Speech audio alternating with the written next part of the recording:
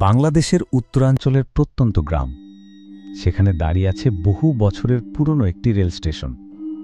এখন আর ট্রেন চলে না, ট্র্যাকগুলোতে আগাছা জন্মেছে, প্ল্যাটফর্ম ভেঙে গেছে, ছাদ ঝরে পড়ছে।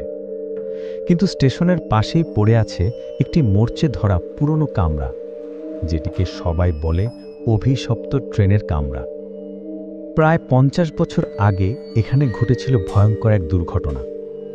মধ্যরাতে 13 নম্বর প্যাসেঞ্জার ট্রেনটি নদীর সেতু ভেঙে ডুবে যায়। তখন প্রায় 3 শতাধিক যাত্রী প্রাণ হারায়।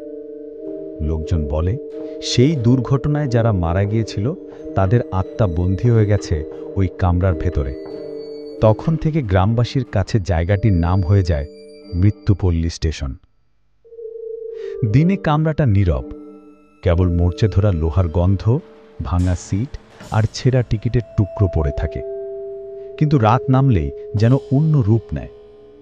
ভেতর থেকে শোনা যায় কান্না, হাহাকার, বাচ্চাদের চিৎকার, কখনো আবার ট্রেন ছাড়ার বাঁশির মতো শব্দ। অদ্ভুত ব্যাপার হলো, রাতের বেলায় কামরার জানালায় মৃদু আলো জ্বলে ওঠে। মনে হয় ভেতরে শত শত মানুষ বসে আছে। অনেকের অভিজ্ঞতা আছে। এক বৃদ্ধ কৃষক বলতেন, গরু হারিয়ে একবার তিনি ভোরে কামরার কাছে গিয়েছিলেন। ভেতরে উকি দিতেই দেখেন সিটে বসে আছে হাড়সার যাত্রী, চোখগুলো ফাঁকা গর্তের মতো, কিন্তু সবাই টিকিট চাইছে। বৃদ্ধ লোকটা কয়েকদিন পর পাগল হয়ে যায় আর চিৎকার করতে করতে মারা যায়। একবার গ্রামে কয়েকজন কলেজ পড়ুয়া তরুণ আসে ভিডিও করতে। তাদের ইচ্ছে ছিল সব গুজব ভাঙানো। তারা ক্যামেরা, টর্চ নিয়ে কামরার ভেতরে ঢোকে। শুরুতে কিছুই অস্বাভাবিক মনে হয়নি। ভাঙা কাচ, ছেঁড়া সিট, মরচে ধরা হ্যান্ডেল ছাড়া কিছুই ছিল না।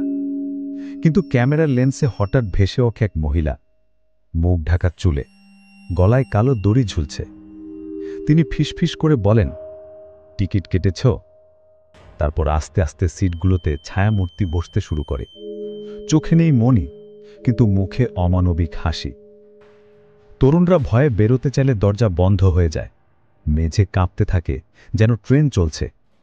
ট্রেনের বাঁশি বাজে, কিন্তু বাইরের লোকজন কিছুই শোনেনি।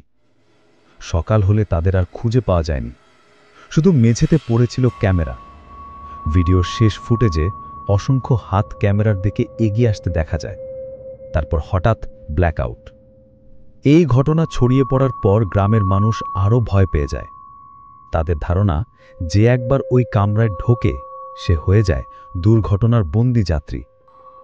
একজন গ্রামবাসী বলেছিলেন, রাতের আঁধারে হঠাৎ দেখেছেন কামরাটা অদৃশ্য ট্রেনে পরিণত হয়েছে।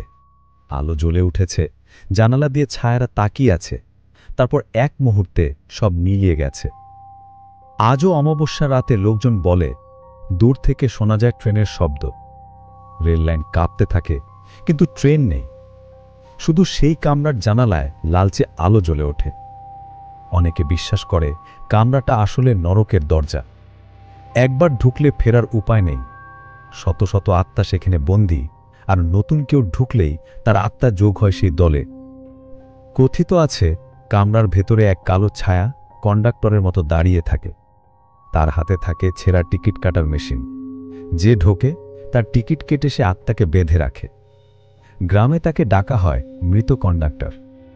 লোকজন বলে, সে আসলে সেই ট্রেনের প্রকৃত কন্ডাক্টর, যে দুর্ঘটনা রাতে নিজেও মারা গিয়েছিল আর এখন চিরকাল টিকিট কাটতে বাধ্য।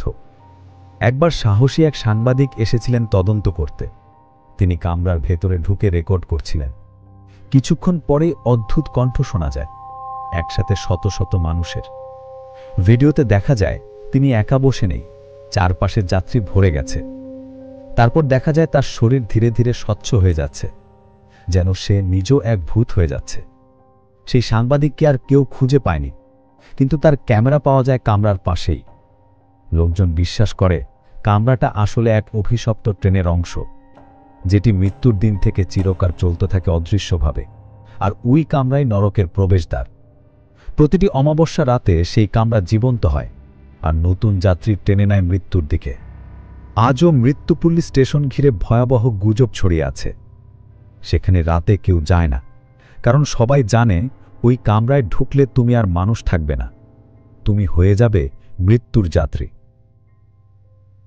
আর আপনার সাথে যদি এরকম কোনো ঘটনা ঘটে থাকে অবশ্যই আমাদেরকে ইনবক্স করে পাঠাবেন। গল্পটা যদি আপনার ভালো লাগে লাইক, কমেন্ট এবং শেয়ার করতে ভুলবেন না। আর আমাদের ফেসবুক পেজে ফলো দিয়ে রাখবেন।